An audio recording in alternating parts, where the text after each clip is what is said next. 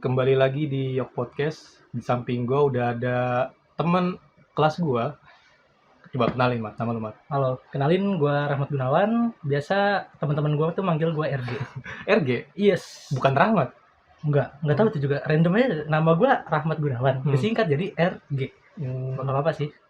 Rahmat ini tuh dulu di kelas itu gua julukin tuh hitman atau manusia pukul. Karena dulu suka mukul-mukulin orang. Iya. Gue lupa kan? loh malah. Gue sering mukulin orang, Mat. Bener. Iya, orang lagi diem juga dipukulin. Iya bener sih. Nah, Tapi gue ingat tuh. tapi balance lah. Soalnya kan lu pinter tapi lu juga fisiknya kuat. Jadi Tukang pukul ya. tukang pukul. Bagus, Mat. Sekarang masih suka mukulin orang nggak?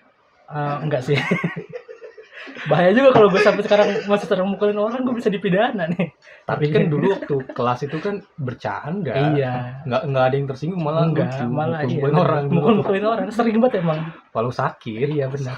Ya maaf ya teman-teman dulu kalau gue sering mukul. Oh, iya. Kesibukannya sekarang apa, Mat?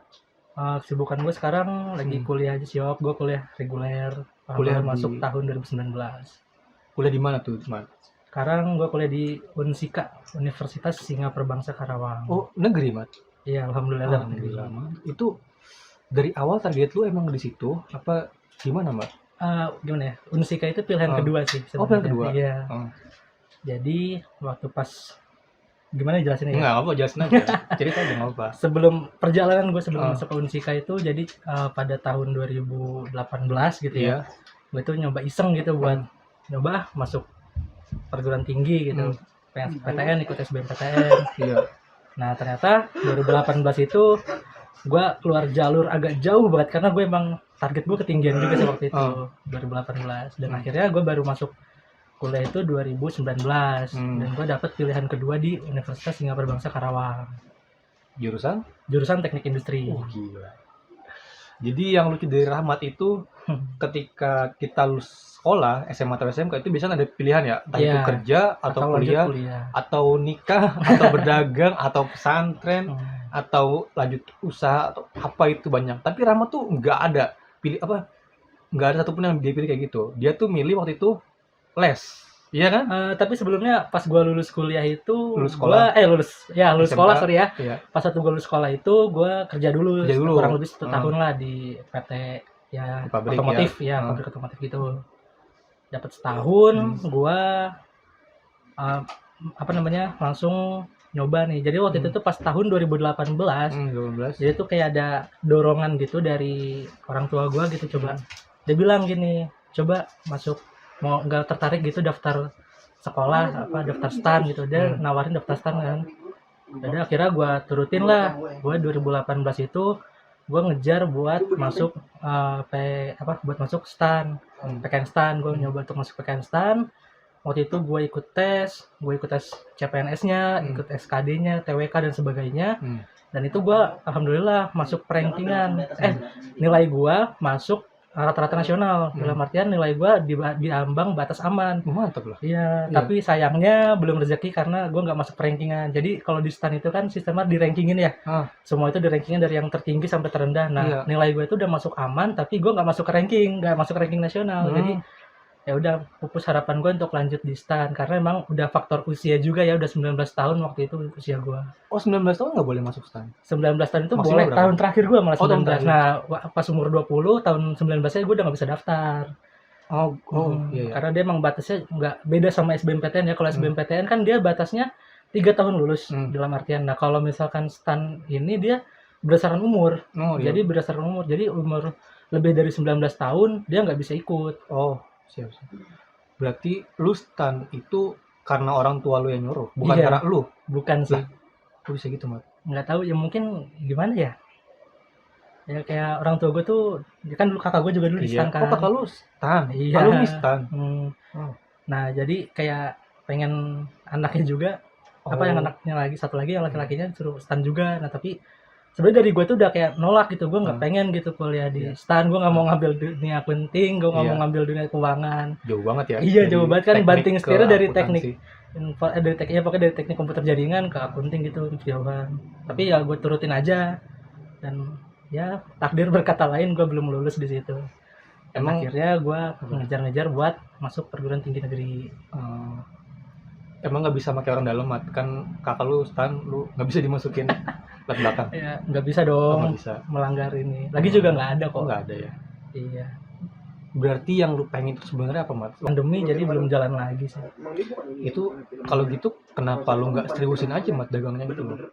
Apa emang lu nggak minat atau emang cuma sekedar kegiatan santai doang? Itu emang kayak kegiatan santai aja sih, soalnya itu punya saudara gua kan. Saudara lu. Nah iya, jadi gue ikut kerja aja sama dia daripada gua biar punya duit jajan lah ibaratnya kan. Iya. Nah jadi gue ikut aja sama saudara gue itu buat dagang sembari mengisi waktu gua menuju ujian di 2019.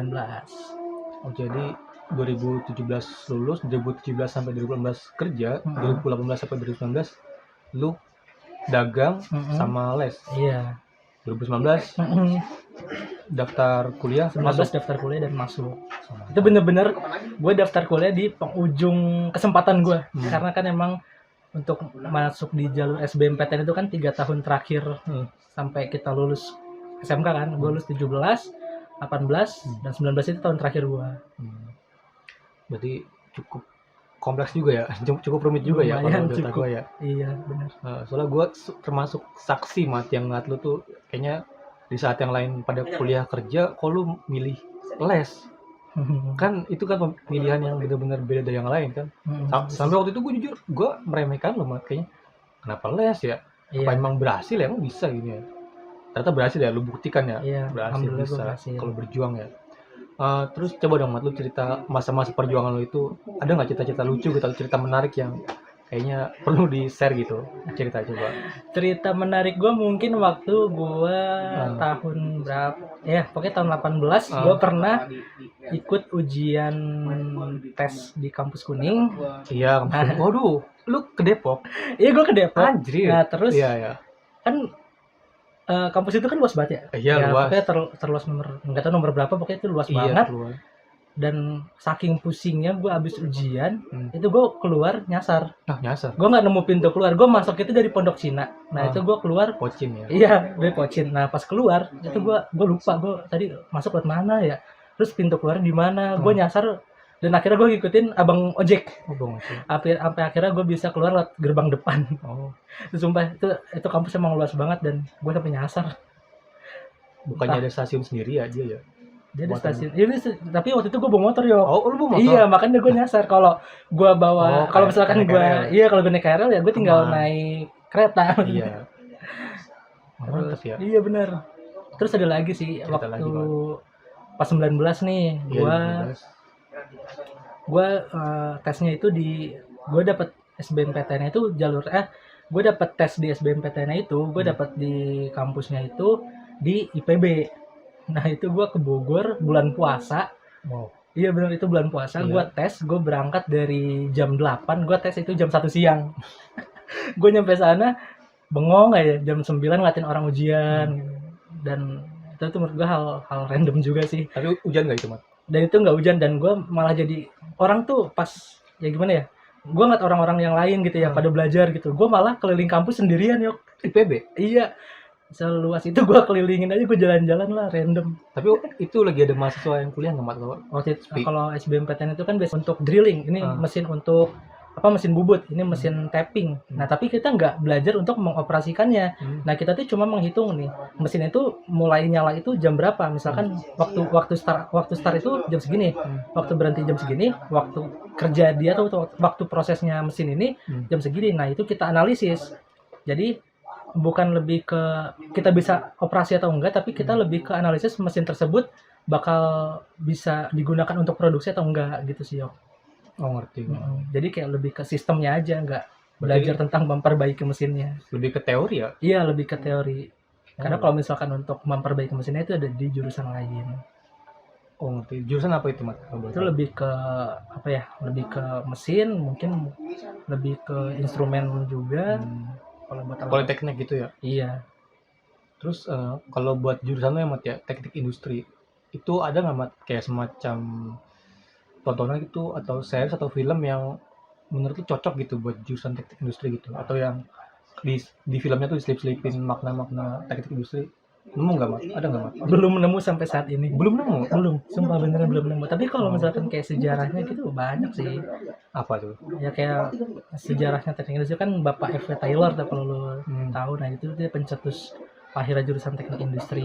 Kenapa bisa lahir teknik industri? Jadi itu teknik industri itu sebenarnya dia tuh turunan dari teknik mesin. Bahkan banyak yang bilang teknik industri itu sama teknik mesin mirip kayak Iya. saudara gitu. Nah, karena emang sama.